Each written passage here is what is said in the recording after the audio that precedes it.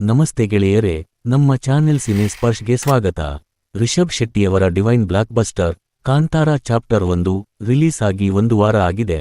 ಇದು ತನ್ನ ಮೊದಲ 8 ದಿನಗಳಲ್ಲಿ ಎಷ್ಟು ಕೋಟಿ ಕಲೆಕ್ಷನ್ ಮಾಡಿದೆ ಮತ್ತು 1,000 ಕೋಟಿ ಗಳಿಕೆ ಮಾಡಲು ಸಾಧ್ಯನಾ ಎಂದು ನೋಡಿಕೊಂಡು ಬರೋಣ.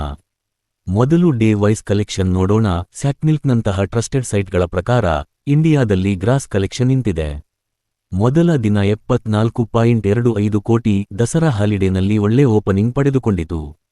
ಎರಡನೇ ದಿನ 54.50 ಕೋಟಿ, ಮೂರನೇ ದಿನ 65.75 ಕೋಟಿ, ನಾಲ್ಕನೇ ದಿನ 75.75 ಕೋಟಿ, ಐದನೇ ದಿನ 37.75 ಕೋಟಿ, ಆರನೇ ದಿನ 40.50 ಕೋಟಿ, ಏಳನೇ ದಿನ 29.75 ಕೋಟಿ, ಎಂಟನೇ ದಿನ 24.95 ಕೋಟಿ. ಇಂಡಿಯಾ ಗ್ರಾಸ್ ಟೋಟಲ್ 8 ದಿನಗಳಲ್ಲಿ 403.20 ಕೋಟಿ. ಓವರ್ಸೀಸ್ನಿಂದ 70 ಕೋಟಿಗಿಂತಲೂ ಅಧಿಕ ಕಲೆಕ್ಷನ್ ಬಂದಿದೆ. ಸ್ಯಾಕ್ಮಿಲ್ಕ್ ಸೈಟ್ನ ಪ್ರಕಾರ 473.50 ಕೋಟಿ ಗಳಿಸಿದೆ. ಹಾಗೆಯೇ ಹೊಂಬಾಳೆ ಫಿಲ್ಮ್ಸ್ ಅಧಿಕೃತವಾಗಿ ಹೇಳಿದಂತೆ ವರ್ಲ್ಡ್ ವೈಡ್ ಗ್ರಾಸ್ ಮೊದಲ ವಾರದಲ್ಲಿ 509.25 ಕೋಟಿ.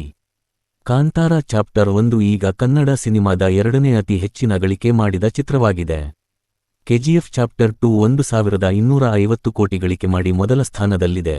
ಆದರೆ ಮೊದಲ ಕಾಂತಾರದ 408 ಕೋಟಿಯನ್ನು ಈಗಾಗಲೇ ಬೀಟ್ ಮಾಡಿದೆ.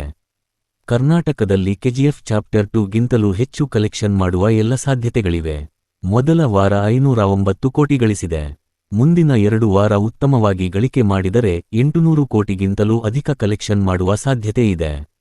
1,000 ಕೋಟಿ ತಲುಪಲು ನಾರ್ತ್ ಇಂಡಿಯಾದಿಂದ ಇನ್ನೂ ಹೆಚ್ಚಿನ ಗಳಿಕೆಯನ್ನು ಮುಂದಿನ ದಿನಗಳಲ್ಲಿ ಮಾಡಬೇಕು. ಇನ್ನಷ್ಟು ಅಪ್ಡೇಟ್ಗಾಗಿ ಸಬ್ಸ್ಕ್ರೈಬ್ ಮಾಡಿ. ಮತ್ತೆ ಭೇಟಿಯಾಗೋಣ. ಧನ್ಯವಾದಗಳು.